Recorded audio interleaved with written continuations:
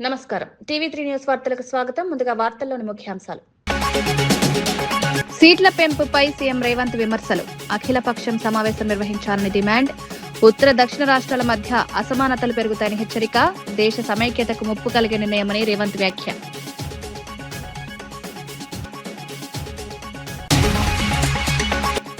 పునర్విభజనపై దక్షిణాదికి అన్యాయం లేదన్న కిషన్ రెడ్డి. కేంద్రం పూర్తి జాగ్రత్తలతో నిర్ణయాలు తీసుకుంటుందని వెల్లడి. రాజకీయ ప్రయోజనాలకు అంశాన్ని వాడొద్దని సూచన. సమతుల్య ప్రాతినిధ్యం లక్ష్యంగా చర్యలు తీసుకుంటామని స్పష్టం.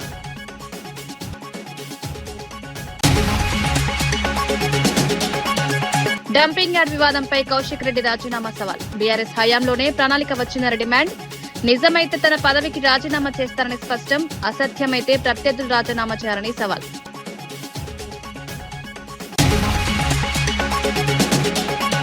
పోలీస్ వ్యవస్థ దుర్వినియోగంపై సుధాకర్ బాబు తీవ్ర విమర్శలు. ప్రభుత్వానికి ట్రంప్ కార్డులా మారిందని ఆరోపణ. రాజకీయ ప్రయోజనాల కోసం పోలీసులను వాడుతున్నారని విమర్శ. ప్రజాస్వామ్య విలువలు దెబ్బతింటున్నాయని ఆందోళన.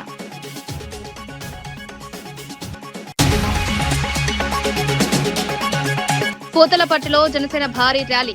మన ఊరు మన జెండా కార్యక్రమానికి భారీ స్పందన. స్కూటర్ ర్యాలీలో పెద్ద ఎత్తున కార్యకర్తలు. ప్రాంతీయ రాజకీయాల్లో జనసేన ప్రభావంపై చర్చ.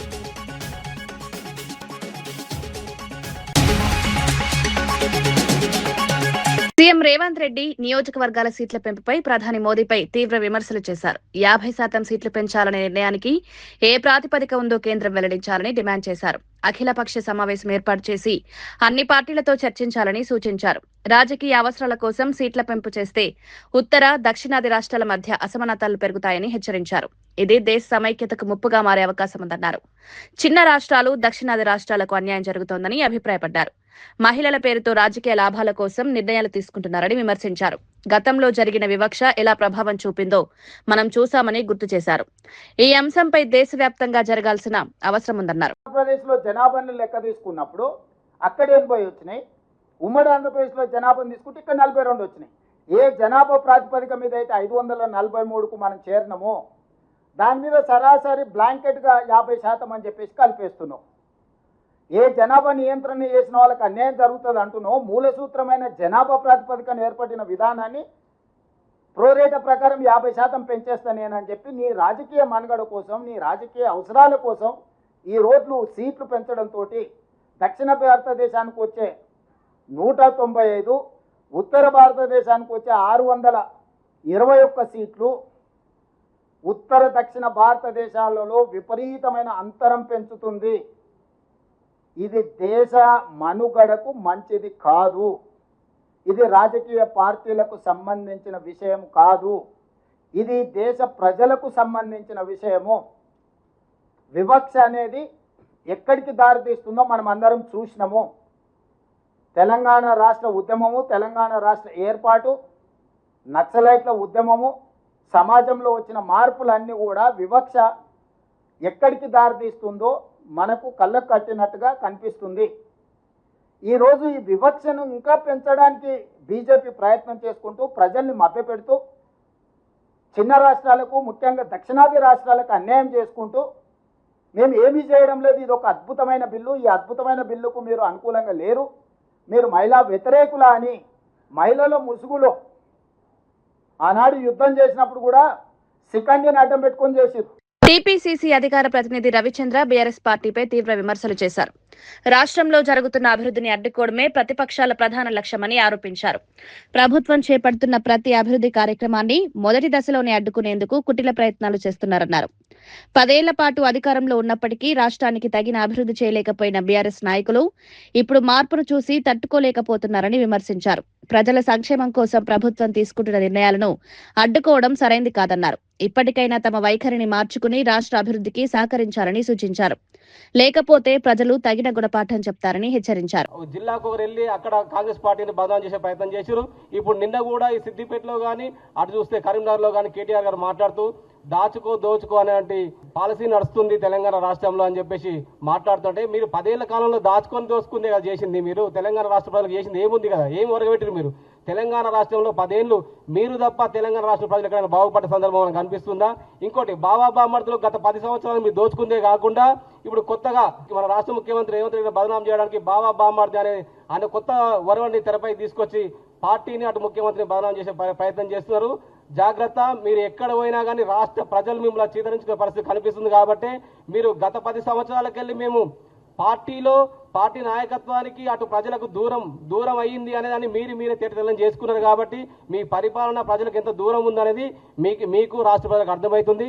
రానున్న రోజుల్లో ప్రభుత్వం పైన ప్రభుత్వంలో మంత్రుల పైన ఎలాంటి మీరు బట్టగాల్చి మీ చేసే ప్రయత్నం చేస్తే రానున్న రోజుల్లో మిమ్మల్ని అంటే తెలంగాణ రాష్ట్రం తిరగనిచ్చే పరిస్థితి ఉన్నది.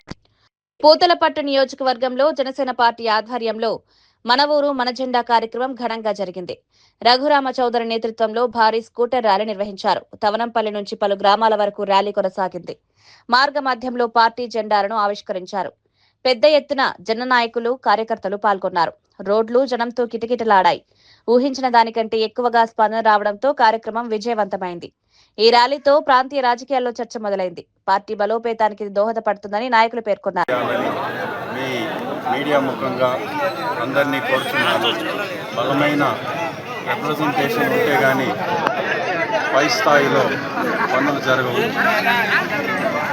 మన చిత్తూరు జిల్లా ప్రత్యేకంగా నవనంపల్లి మండలం అన్ని విధాలా వెనుకబడి ఉంది. ఈ వెనుకబాటుతనాన్ని నుంచి బయటపడాలంటే మనము బలమైన రిప్రజెంటేషన్ ఇవ్వాల్సి ఉంటుంది. ముఖ్యంగా ఇక్కడ మెజారిటీ రైతులు మామిడి మీద ఆశపడి జీవిస్తున్నారు. ఈ మధ్యకాలంలో మామిడి గిట్టుబాటు ధర లేక చాలా ఇబ్బందులు పడుతున్నారు. దానికి 1,00,000 కారణాలు ఉన్నాయి. వీటన్నిటినీ మనం సమూలంగా బయటపడాలంటే గవర్నమెంట్తో కలిసి మన ఉద్దేశాలను మన బాధల్ని ప్రాపర్గా రిప్రజెంట్ చేయాలంటే ఒక బలమైన బేస్ ఉండాలి, ఒక నాయకత్వం ఉండాలి. నేను మన ఏరియా సమస్యలను మన ప్రాంత సమస్యలను గవర్నమెంట్ దగ్గరికి తీసుకెళ్ళదలుచుకున్నాను.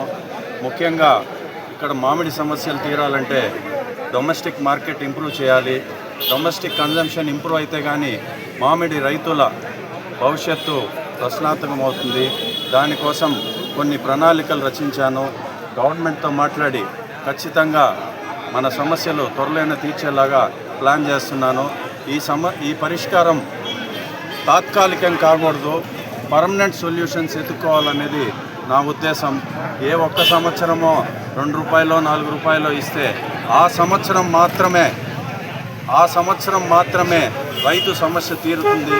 కానీ పర్మనెంట్గా తీరాలంటే కొన్ని పెద్ద సంస్థలు మన జిల్లాలో మన ఏరియాలో వస్తే కానీ రైతు సమస్యలు తీరవు.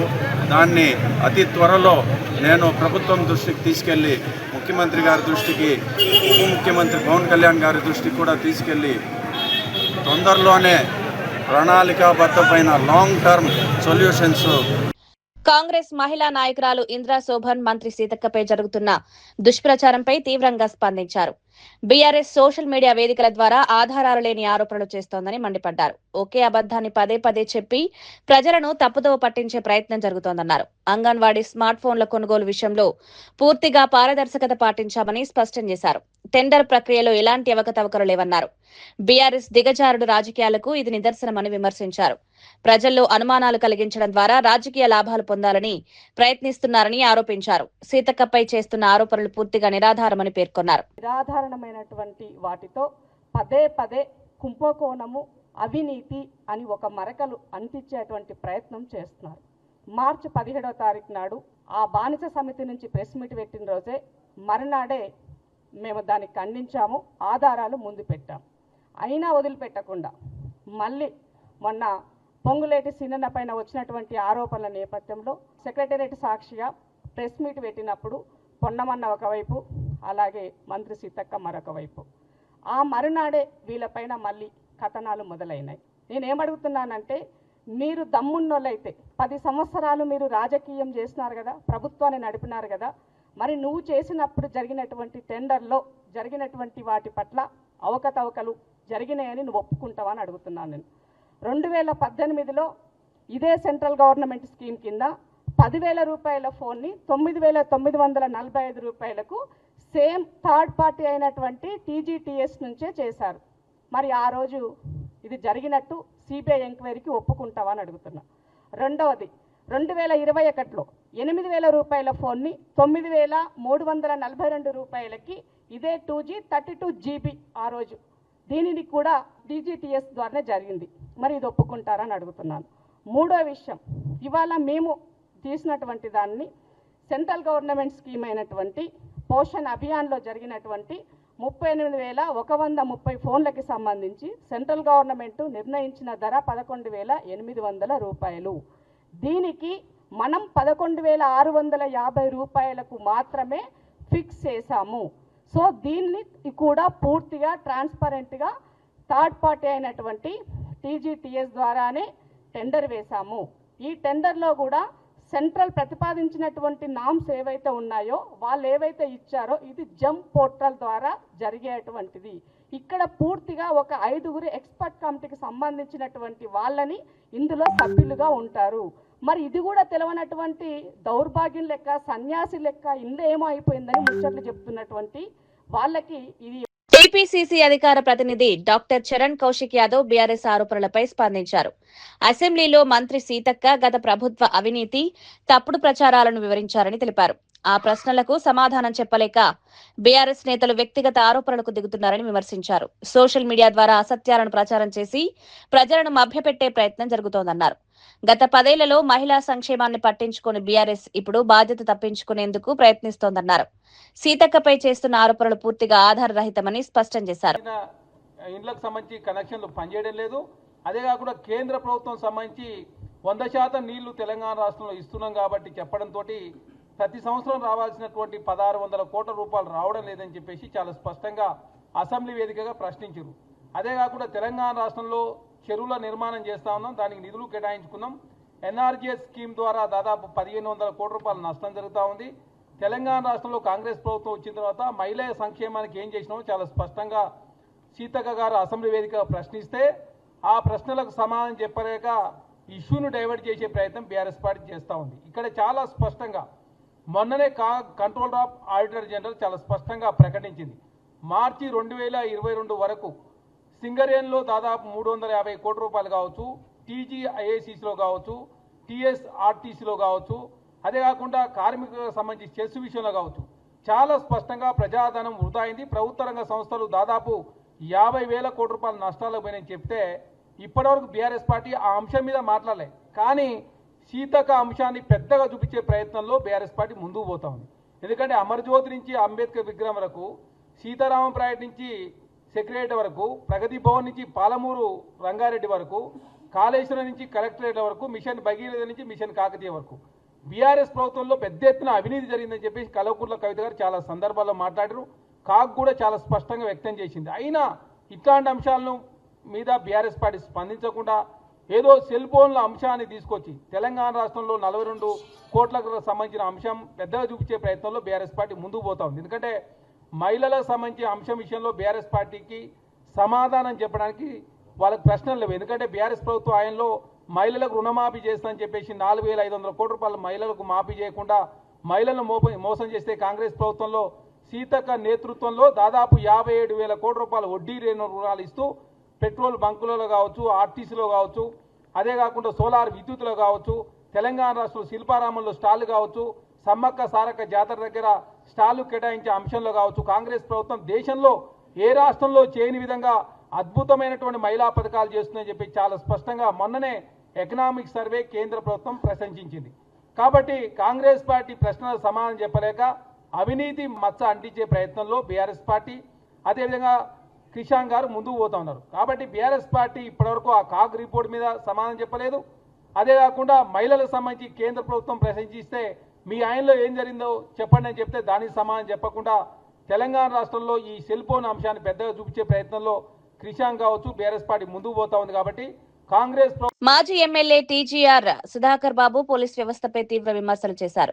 రాష్ట్ర ప్రజలకు రక్షణ కల్పించాల్సిన పోలీస్ వ్యవస్థ కూటమి ప్రభుత్వానికి ట్రంప్ కార్డులా మారిందని ఆరోపించారు. తెలుగుదేశం రెడ్ బుక్ లో ఉన్న పేర్లను టార్గెట్ చేస్తూ వేధింపులకు పాల్పడుతున్నారన్నారు. న్యాయం కోసం కాకుండా రాజకీయ ప్రయోజనాల కోసం పోలీసులను ఉపయోగిస్తున్నారని విమర్శించారు. ప్రజాస్వామ్య విలువలు దెబ్బతింటున్నాయని ఆందోళన వ్యక్తం చేశారు. అధికార దుర్వినియోగం జరుగుతోందని ఆరోపించారు. ప్రభుత్వం వెంటనే దీనిపై స్పందించాలని డిమాండ్ చేశారు. వాళ్ళని వేధించడానికి బాగా ఉపయోగపడుతున్న వ్యవస్థ పోలీస్ వ్యవస్థ.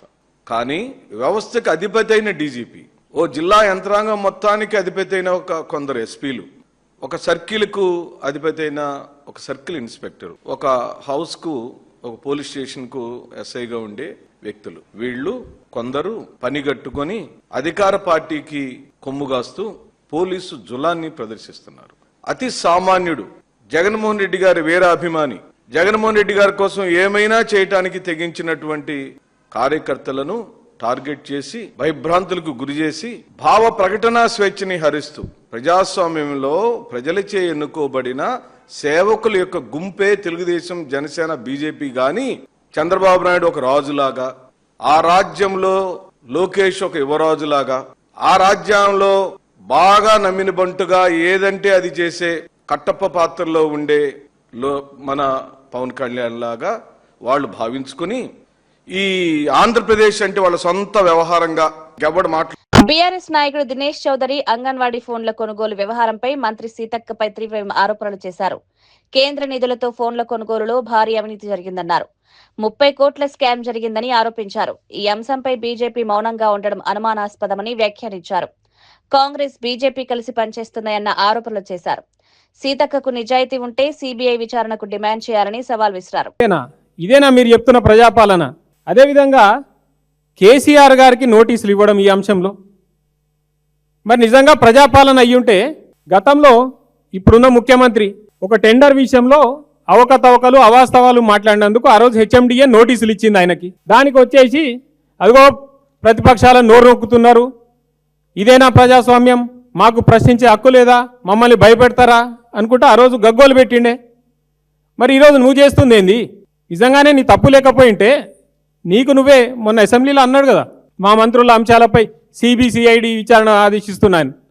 మరి ఈ అంశం లేవనైతే మేము దగ్గర ఒక 5-6 రోజులు అవుతోంది, ఈ రోజు వరకు ఎందుకు ప్రతిస్పందన రాలే? ఇందులో భాగంగా ఇంకొక ముఖ్యమైన విషయం కూడా నేను లేవనెత్తదలుచుకున్నా.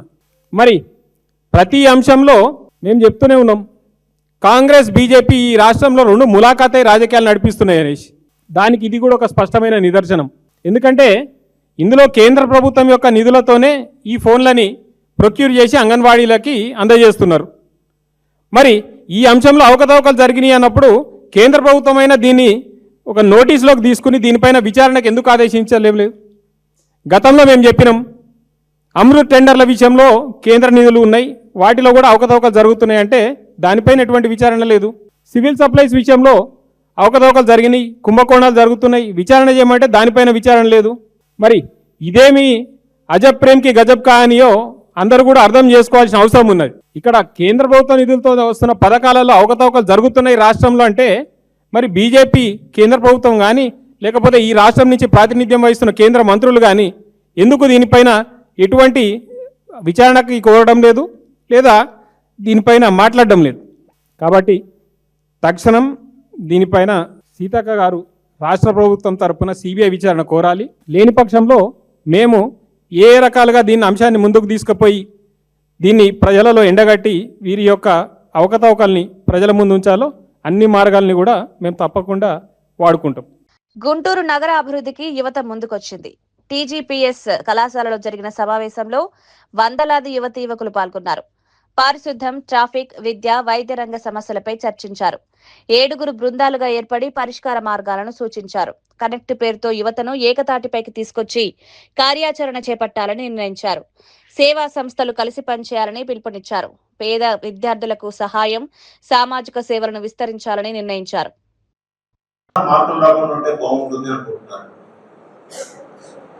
అంటే కాంపిటేటివ్ స్పిరిట్ అనేది మీలో ఆ love and affection and relationship అనేది కొట్టేస్తా ఉంది కదండి.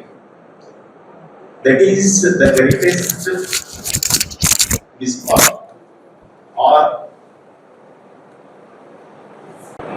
1990లో భారతదేశ వ్యాప్తంగా అందరూ చదువుకోవాలని ఒక పెద్ద ఉద్యమం.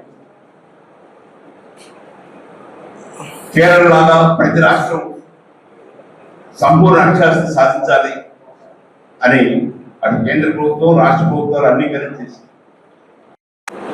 అది విజయవంతమైంది.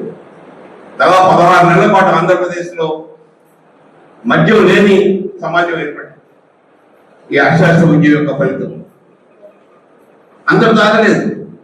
ఆ అక్షర కేంద్రానికి వచ్చిన తల్లిదండ్రులు నా బిడ్డను చదివించాలి, బిడ్డను మధ్యలో మార్పేయకూడదు, బడియుడి పిల్లలు బడిలో ఉండాలి, పనిలో కాదు అనే లక్ష్యంతో ముందుకెళ్ళారు.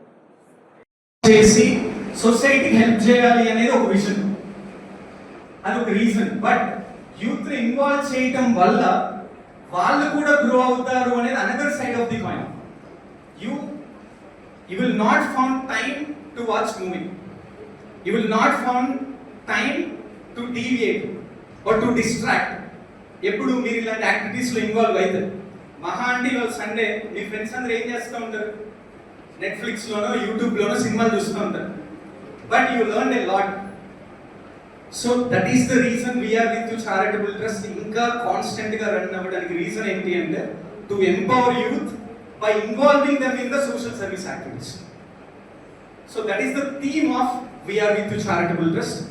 సో మీరు ఇలానే ఇంకా ఇంకా యాక్టివ్గా ఇన్వాల్వ్ అయ్యి మమ్మల్ని మోటివేట్ చేస్తే we will make sure next generation మనం కాపాడుకోవచ్చు. అండ్ ఒక 3 years back, I think I don't remember the NGO name, I met one person who is working in that NGO. ఆయన ఒకటి చెప్పాడు, బాబు మనకు సర్వీస్ ఎందుకు చేయాలి అని చాలా మంది క్వశ్చన్ చేస్తారు. సింపుల్ ఒకే ఒక ఎగ్జాంపుల్ చెప్పాడు. నువ్వు 10 అంతస్తులు బిల్డింగ్ కట్టావు, ఇంటి నిండా డబ్బులు బంగారం ఉన్నాయి, కానీ నీ ఇంటి చుట్టూ ఆకలితో బాధపడే వాళ్ళు ఉన్నారు. వాడు ఏదో ఒక రోజు వాడు ఆకలిని తీర్చుకోవడానికి నీ ఇంటికి కన్నం వేయచ్చు, మీ ఇంటికి వచ్చి దొంగతనం చేయొచ్చు, నిన్ను కూడా చంపేయచ్చు. సో మన చుట్టూ ఉన్న వాళ్ళు బాగుండటం మనకు అవసరం.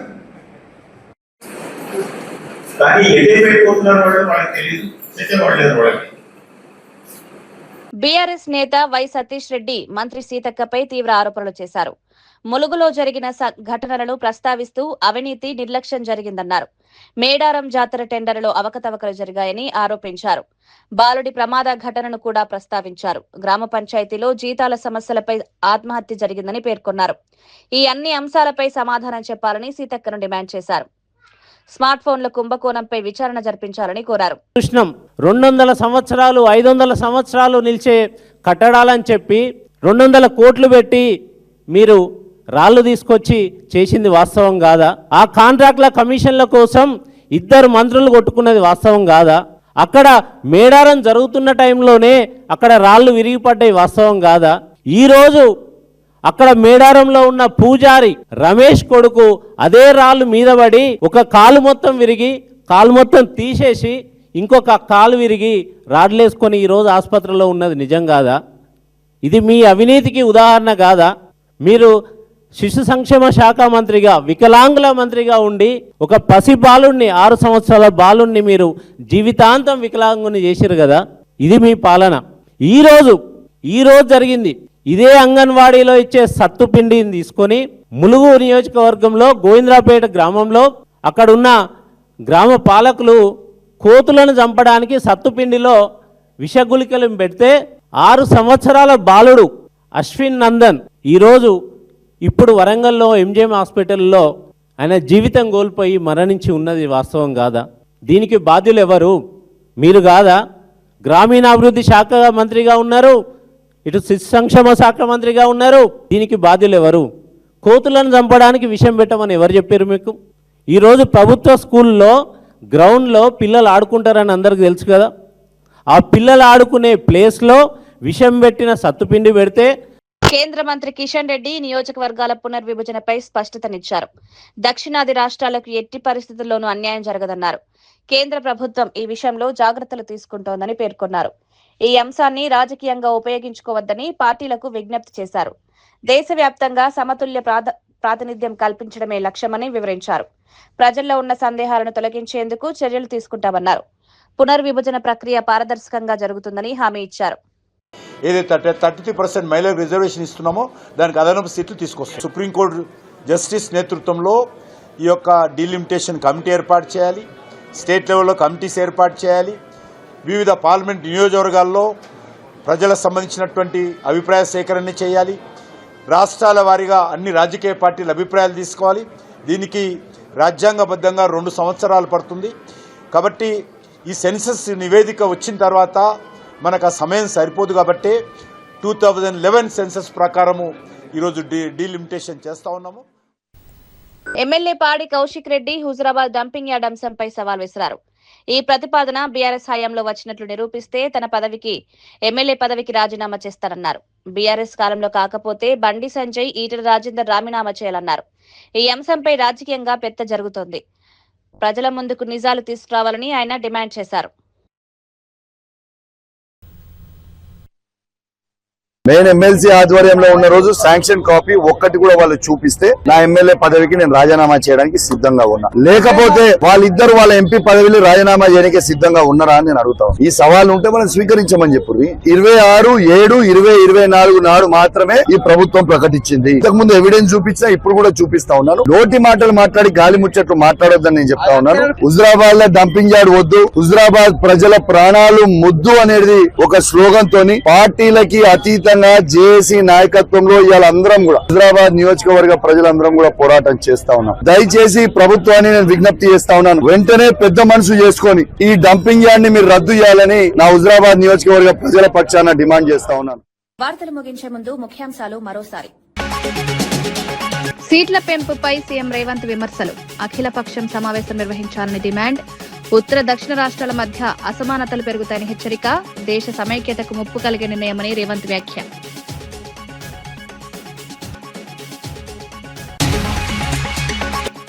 పునర్విభజనపై దక్షిణాదికి అన్యాయం లేదన్న కిషన్ రెడ్డి. కేంద్రం పూర్తి జాగ్రత్తలతో నిర్ణయాలు తీసుకుంటుందని వెల్లడి.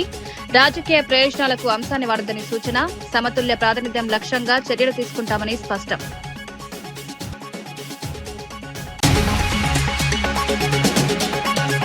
డంపింగ్ యార్డ్ వివాదంపై కౌశిక్ రెడ్డి రాజీనామా సవాల్. బీఆర్ఎస్ హయాంలోనే ప్రణాళిక వచ్చిందని డిమాండ్. నిజమైతే తన పదవికి రాజీనామా చేస్తారని స్పష్టం. అసత్యమైతే ప్రత్యర్థులు రాజీనామా చేయాలని సవాల్.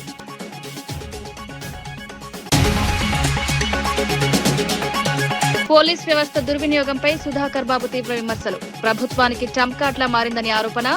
రాజకీయ ప్రయోజనాల కోసం పోలీసులను వాడుతున్నారని విమర్శ. ప్రజాస్వామ్య విలువలు దెబ్బతింటున్నాయని ఆందోళన.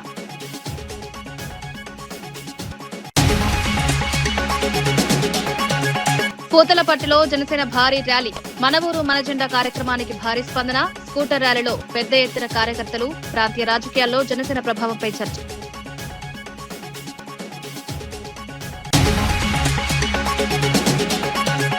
వార్తా విశేషాలు మరో బులెటిన్లో మళ్ళీ కలుద్దాం. నమస్కారం.